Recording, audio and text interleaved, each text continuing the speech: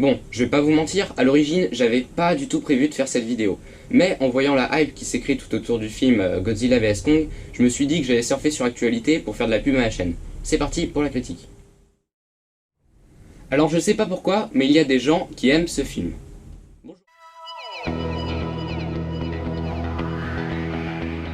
Bonjour à tous, aujourd'hui on se retrouve pour parler du film Godzilla, sorti en 2014. Pour commencer, je veux que vous sachiez que c'est mon avis personnel sur le sujet. Si vous avez un avis différent, tant mieux pour vous. Mon but n'est pas de vous imposer mon avis, juste de le partager. Ce film est l'histoire de plusieurs monstres, dont Godzilla, qui vont sortir de leur sommeil et commencer à foutre la merde dans le monde. Les humains vont donc essayer de se démerder avec ça, et c'est à peu près tout ce qui se passe dans ce film, donc on passe à l'univers. Le film adopte un point de vue assez original. Dans la majorité des films qui parlent de monstres géants, comme Pacific Rim par exemple, on est très focalisé sur l'action. Dans ce film, au contraire, on voit quasiment jamais les monstres, et même quand on les voit, ils sont très peu visibles, genre ils sont cachés par de la fumée ou par la nuit. En fait, le film préfère te laisser imaginer les combats de monstres plutôt que de les montrer, et sur ce point-là, le film est très réussi. L'ambiance est pesante, mystérieuse, et ça rend très bien. Si l'ambiance du film est très réussie, ce n'est pas du tout le cas du scénario. C'est le plus gros problème du film. On a donc un film de monstres qui veut se concentrer plus sur les conséquences des combats de monstres que sur les combats de monstres eux-mêmes. Très bien, c'est original, mais c'est tellement chiant, le scénario du film n'a aucun intérêt. Tout le long du film, on voit des militaires, des présidents, des hommes politiques, etc.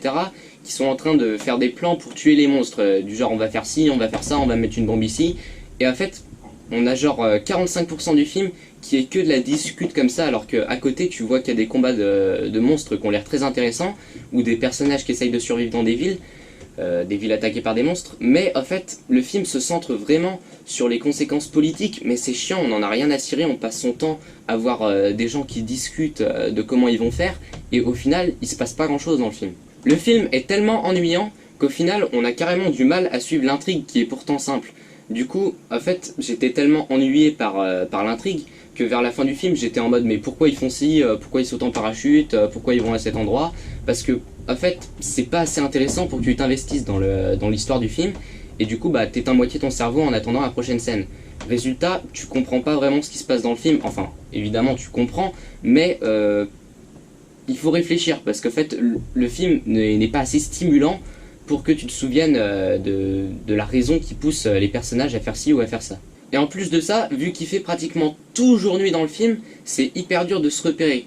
En fait, tu sais jamais si ça se passe dans un même endroit ou alors à différents endroits, parce qu'en fait il fait tout le temps nuit et en fait tu vois aucun détail sur les décors en fait. Donc tu peux pas du tout te repérer et c'est hyper confusant. Par exemple, il y a une scène à 59 minutes du film où Godzilla arrive dans un aéroport en face d'un autre monstre. Et en fait, on voit pas la fin de ce combat en fait, on les voit juste se mettre face à face, et après on passe dans une autre scène complètement différente, où Godzilla est à un autre endroit. Et en fait, c'est hyper dur de comprendre ce qui s'est passé entre les deux. Fallait regarder une chaîne de télé dans une scène qui expliquait qu'en fait le monstre ennemi de Godzilla s'était enfui, et que Godzilla l'avait suivi. Mais on te le montre jamais vraiment directement à l'écran, c'est à travers des chaînes de télé. Du coup, c'est hyper dur de se repérer et de comprendre ce qui se passe parce qu'il faut chercher des informations dans les chaînes de télé, il faut savoir se repérer dans la nuit et il faut être intéressé dans le scénario. Résultat, c'est assez difficile de suivre l'histoire. Et en plus, la scène dont je viens de parler est très bizarre parce qu'en fait, tu as deux monstres géants aussi grands que des immeubles qui se font face, et après tu passes sur une scène avec des gens qui sont dans leur maison à regarder la chaîne d'infos. Et en fait, c'est bizarre quand tu as un moment aussi important, aussi impressionnant, et après de passer sur un truc que t'en as rien à cirer du tout, que tu t'en fiches totalement, du coup c'est encore plus dur à suivre. Le film essaye aussi de faire passer un genre de message écologique, mais au final il s'en mêle les pinceaux et ça ne marche pas du tout. On nous dit que Godzilla est un peu le protecteur du monde qui chasse les mutos, qui sont donc les monstres ennemis, pour rétablir l'équilibre. Mais quel équilibre? Il n'y a déjà que 2 mutos sur Terre. Donc déjà, ils sont déjà en sous-nombre par rapport à toutes les espèces sur Terre. Et ensuite, ils sont pas nuisibles à l'environnement, ces monstres. Alors oui, ils sont nuisibles à l'homme, mais l'homme est nuisible à la Terre. Donc au final, c'est plutôt les mutos qui rétablissent l'équilibre en réduisant la population humaine. En plus, si Godzilla tue les mutos, il ne restera que Godzilla comme monstre géant pour régner sur Terre. C'est pas ce que j'appelle rétablir l'équilibre, au contraire. Donc au final, Godzilla est le protecteur de l'environnement, mais il protège les hommes. On peut pas vraiment faire plus contradictoire comme message. Donc le scénario est vraiment peu intéressant. Soit on voit des combats de monstres qu'on voit au final très peu, qui sont cachés par des ombres, etc. Soit on voit des humains qui discutent pendant 3 plombes de plan de jeter une bombe sur Godzilla, etc. Donc c'est pas vraiment ce qu'il y a de plus stimulant comme scénario. Bon, après avoir parlé d'un scénario totalement inintéressant, parlons des personnages totalement ratés. Pour un film de monstres centré sur les humains, je comprends pas comment on peut avoir des personnages aussi fades. Les personnages sont totalement vides et inintéressants. Ils sont censés être le cœur du film, ils sont censés nous permettre de nous identifier à eux, d'avoir peur pour eux, mais au final on n'en a rien à cirer, ils sont pas du tout intéressants, et en fait ils ont même pas de personnalité. C'est juste un nom avec un corps en dessous qui se déplace et qui fait des choses, mais on s'en fiche totalement. On se souvient même plus du nom des personnages si on n'a pas regardé le film plusieurs fois. Le personnage principal, Ford, en plus d'être un cliché vu des milliards de fois du soldat au bon cœur faisant passer son devoir militaire avant sa famille, est aussi totalement vide. Je ne pense pas que ce soit la faute de l'acteur qui joue plutôt bien, je pense que c'est la faute des scénaristes. On suit ce personnage pendant tout le film, c'est à travers ses yeux qu'on voit tous les événements, tous les combats de monstres, et pourtant on ne le connaît pas, on ne l'a vu qu'une ou deux fois avant que les monstres arrivent, et il n'a quasiment aucune interaction avec les autres personnages, du coup on s'attache pas du tout à lui. Le seul moment où je me suis attaché à des personnages, c'est quand Ford s'occupe de l'enfant perdu dans le train pour le ramener à ses parents. C'était le seul moment où t'avais pas envie que les personnages meurent. Sinon, dans le reste du film, t'en as rien à cirer. D'ailleurs, Ford est aussi censé être en colère contre son père pour je sais pas trop quelle raison dans le film, mais ils ont pas l'air si en colère que ça. Leur relation a pas l'air d'être si tendue que ça. Tu les vois qui se retrouvent, bon, ils sont un peu froids entre eux, ils se parlent pas beaucoup, mais à part ça... ils ont pas l'air en colère l'un contre l'autre, ils ont pas l'air d'avoir besoin de se réconcilier, alors que pourtant c'est clairement ce que le film veut nous montrer. D'ailleurs, il a tellement peu d'émotions au moment où son père meurt que j'avais au final même pas compris que son père était mort. Pour moi, il était juste malade, parce qu'en fait le personnage n'a aucune expression à ce moment-là. Tu te dis juste bon bah il est tombé dans les pommes, au revoir. Et au final, plus tard dans le film, t'apprends que son père est mort. Et au final, le personnage n'a pas du tout réagi. Bon, comme autre personnage, il y a aussi la femme du personnage principal et un duo de scientifiques, mais on les voit au total 10 minutes dans un film de 2 heures, donc au final on s'en fiche totalement, et ils n'ont rien d'intéressant. C'est d'autant plus regrettable que les personnages soient si nuls quand tu vois les acteurs qu'il y a. Il y a quand même Ken Watanabe, Aaron Taylor Johnson, Elizabeth Olsen, bah c'est tout, mais c'est déjà pas mal. Et c'est dommage d'avoir des acteurs qui sont quand même pas si mal et d'avoir des personnages totalement vides. Bon, c'est à peu près tout ce que je peux vous dire sur les personnages du film. On va maintenant parler des visuels du film. Les visuels du film sont plutôt cool.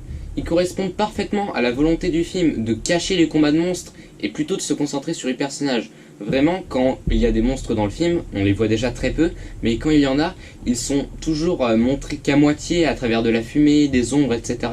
Et ça rend vraiment très bien.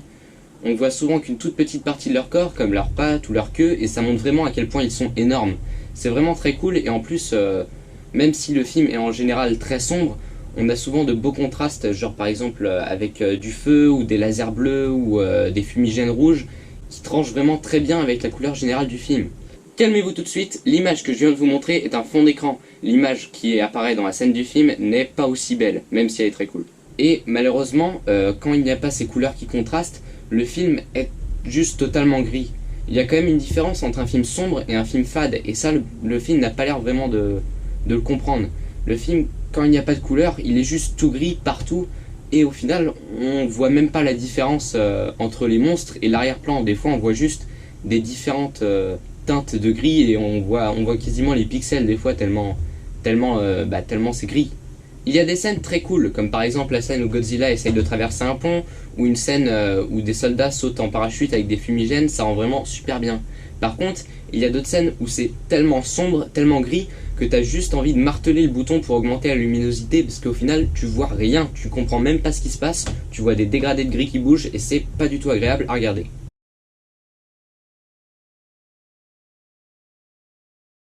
Pour ce qui est des effets spéciaux, je pense qu'ils sont bons, même si pour les mutos, sachant que le film est sorti en 2014, il y avait moyen de faire mieux, ils font un peu trop numérique. Mais bon, à côté de ça, Godzilla est très bien fait et les autres monstres sont assez bien. La bande originale, composée par Alexandre Desplat, est ok, c'est tout. Elle est bien, mais c'est pas une musique qui est agréable à entendre, ni une musique que j'écouterais juste pour le plaisir de l'écouter. Ça fait le travail, mais je trouve qu'elle est parfois trop bruyante et trop rapide pour ce que raconte le film en fait. Le film essaye d'être plutôt pas trop centré sur l'action, mais au final la musique est souvent très rapide avec un rythme très effréné et c'est un peu décalé.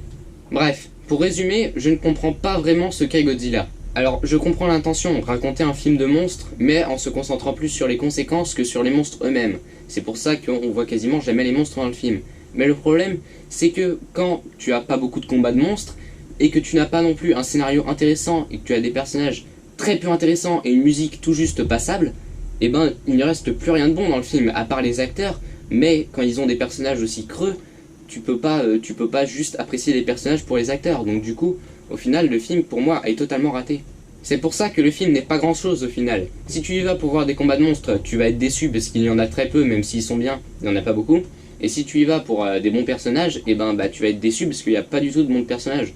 Regardez plutôt le film King Kong sorti en 2005, qui est un bien meilleur film de monstres. C'est vraiment dommage parce que le film a une bonne ambiance, des visuels assez cool parfois et des bons acteurs, mais le film se rate totalement et je sais pas pour qui il est fait. Il y a forcément des gens qui aiment ce film, mais franchement moi je sais pas qui peut aimer ça. Si je devais lui donner une note sur 20 en essayant d'être objectif, je lui mettrais 7 sur 20 pour l'effort. Bon voilà, c'en est tout pour cette vidéo, maintenant vous savez ce que je pense du film. Si vous avez vu le film, je vous propose de me donner votre avis dans les commentaires.